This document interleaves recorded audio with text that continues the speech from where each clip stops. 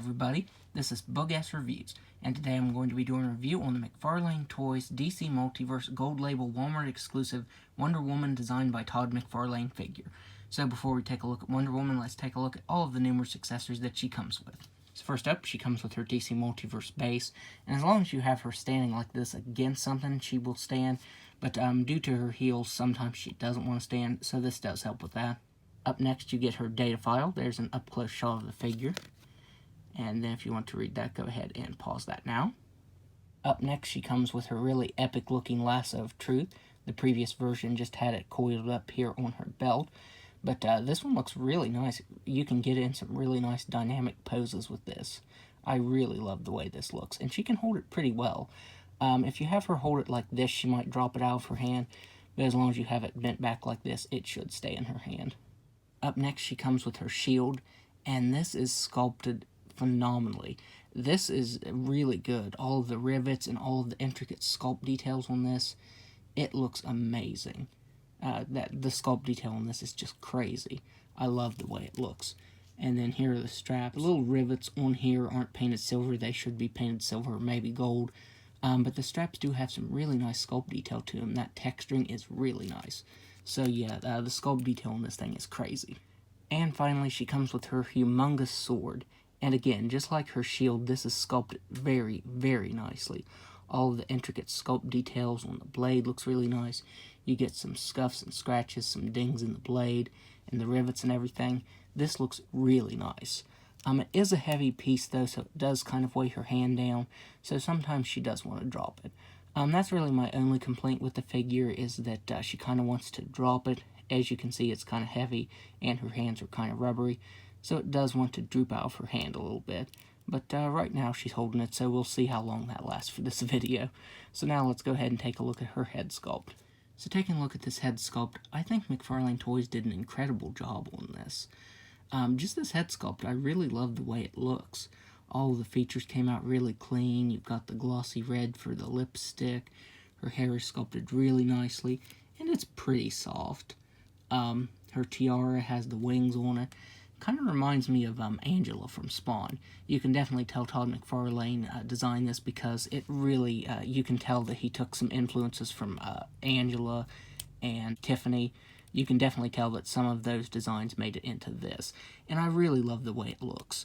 Since this is the gold label version, this one is a little bit different than the regular version color-wise, but it still looks really good. She has a bunch of really good sculpt detail to her armor.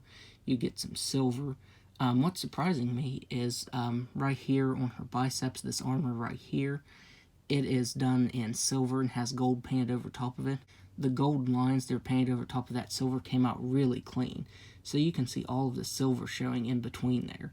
And that looks really good. You get some great texturing to the suit. My only complaint is right here. I'm pretty sure this is supposed to be skin tone, because there you can see her belly button, and it does look kind of odd just being red. So that's really my only other complaint with this. I guess it could also use a wash. I did a black wash over top of the first version, and it brought the details out really nicely. I'll show that at the end of this video. The Wonder Woman logo came out really clean. She has some really good texturing to her belt, as well as the loincloth there. This time her pants are done in gold, silver, and red. And right here you can see where they missed some red paint, but on this side it came out clean. Down here on her leg armor, her knee pads, and even the shin armor right here has some very intricate sculpt detail to it. This is about as intricate as on the shield, and as I said, if you do a black wash over top of it, it brings those details out very nicely. And then there are her heels. Even her heels have some really good sculpt detail to them. And there are the backs. You can see some straps right here. I suppose if you wanted to, you could paint those. But yeah, I just really love the way this looks. As I said, the first version looked really good, and so does this one. Just the sculpt detail on it is really insane. Like the texturing here on the legs, it almost feels realistic, like a realistic textured fabric. That's how well it's sculpted. So now let's go ahead and go over her articulation. She has a ball jointed head that can look down just about all the way. She can look up just about all the way. She can move her head side to side. She has ball jointed shoulders that can move out just about all the way. These are connected right down here, and if you move them up, you might rip them. but for the most part, they can just about move out all the way. She has single jointed elbows that can bend in all the way and swivel side to side. She has ball jointed wrists that can move up and down and spin all the way around. Even with the armor right here, it isn't hindered by that. She has a ball jointed diaphragm and waist that can move back that far. She can crunch forward just a little bit. If you do move it too much, it will pop out of place. So yeah, definitely be careful of that. I didn't have that issue with the first one. So she does have articulation there, but if you move it too much, it is going to pop out. But the good thing is, since it's a ball joint, it'll pop right back into place.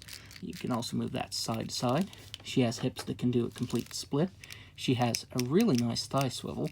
She can kick forward all the way. She can kick back all the way.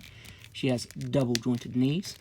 She has ball jointed ankles that can move down just a little bit, up just a little bit, spin all the way around, and toe articulation that can move up all the way. So now, let's do some size comparisons. So first up, here she is next to the regular version.